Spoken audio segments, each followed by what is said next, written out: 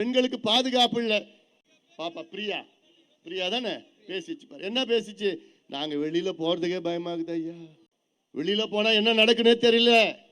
ராத்திரில இல்ல பகல்ல வெளியில போனா எங்களுக்கு பயமா இருக்கு. இதைத்தான் தமிழ்நாட்டில் உள்ள அனைத்து பெண்களும் பேசிட்டு இருக்கிறாங்க.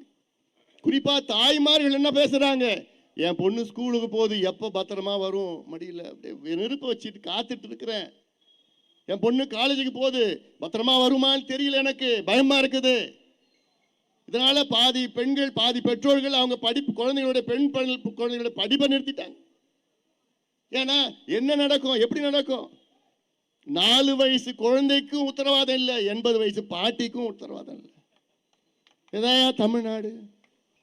வெக்கமா இருக்குயா, வெக்கமா இருக்குது. வடக்குல போய் இதெல்லாம் இந்த பிரச்சனைலாம் வடக்குல தான் நடக்கும், வட மாநிலத்தில் நடக்கும். அங்கே போய் நான் தமிழ்நாடுன்னு முன்னாடியெல்லாம் பெருமையாக பேசுவேன். இப்போ பார்த்தா தமிழ்நாடுன்னு அவன் சிரிக்கிறான். யோயா 80 வயசு பாட்டியிலேருந்து 8 வயசு குழந்தைய விட்டு வைக்க மாட்டேங்க.